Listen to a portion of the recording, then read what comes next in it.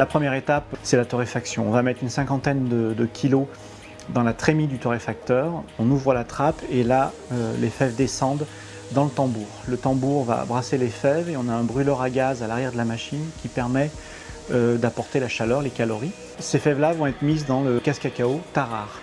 Les fèves sont concassées. À la sortie de la machine, à la sortie du casse-cacao, on obtient le gruet, donc ce qui est la fève de cacao concassée, propre, séparée de sa peau.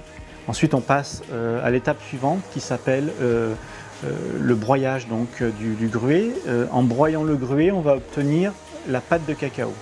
Dans l'étape après le broyage des fèves de cacao, c'est l'étape du pétrin dans laquelle on va mélanger tous les ingrédients.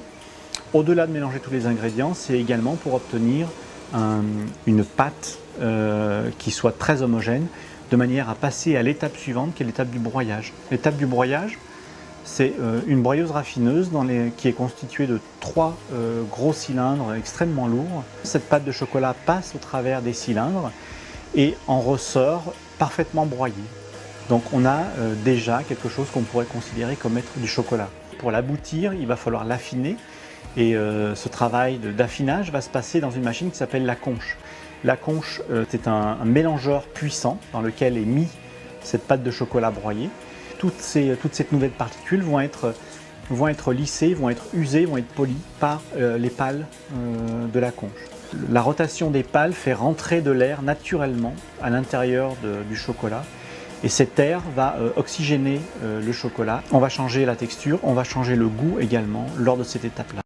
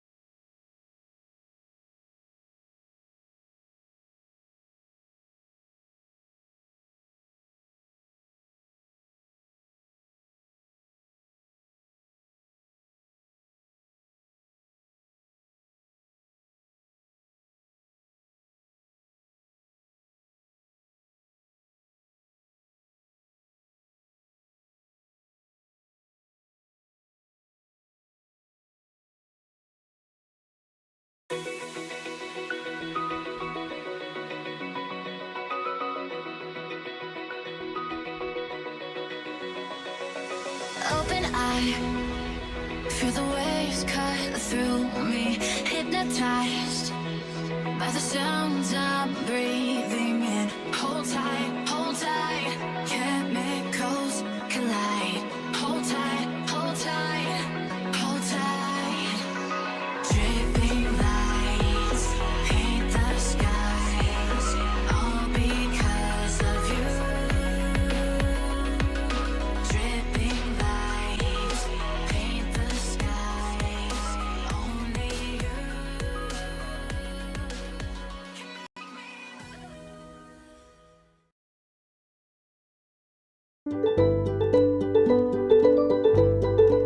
C'est pour accueillir les bateaux qui transportent des voyageurs et des marchandises que les hommes ont construit les ports. Des ports, il y en a sur toutes les façades maritimes des 5 continents. Nous pouvons voir ici où se situent les plus grands.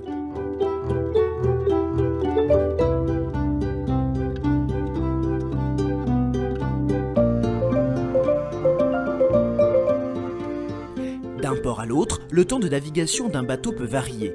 Par exemple, pour aller du Havre à Montréal au Canada, il faut entre 11 à 15 jours de traversée, il faudra un mois pour aller à Hong Kong ou encore 42 jours pour rejoindre Shenzhen en Chine. Un voyage long qui varie selon la distance à parcourir, la météo, les escales et le temps passé à charger et décharger les bateaux dans les ports. Mais avant tout, si ces bateaux naviguent, c'est pour livrer la marchandise qu'un acheteur a commandée à un vendeur dans le cadre d'un échange commercial. Quand un acheteur et un vendeur réalisent une transaction, ils signent un contrat commercial. Celui-ci désigne la nature de la marchandise concernée ainsi que les modalités de transport, du lieu de fabrication jusqu'au point de livraison fixé par l'acheteur. Pour transporter des marchandises par la mer, les 4 principaux points de transfert de responsabilité sont l'usine où est fabriquée la marchandise, le port de départ pour le chargement, le port d'arrivée pour le déchargement et enfin l'entrepôt de l'importateur. Ce contrat définit aussi les obligations de l'acheteur et du vendeur, leurs responsabilités respectives et les répartitions des coûts. Les coûts sont répartis entre l'acheteur et le vendeur et ils concernent principalement le stockage au départ, le pré-transport entre le lieu de production et le port de départ pour l'exportation, les formalités de douane et d'exportation, le passage portuaire au port d'exportation, le transport maritime et les assurances spécifiques, le passage portuaire au port de déchargement, les formalités de douane et d'importation, le post-transport depuis le port de déchargement jusqu'à l'entrepôt de l'acheteur. Pour faciliter ces démarches, la Chambre de commerce internationale a créé les Incoterms.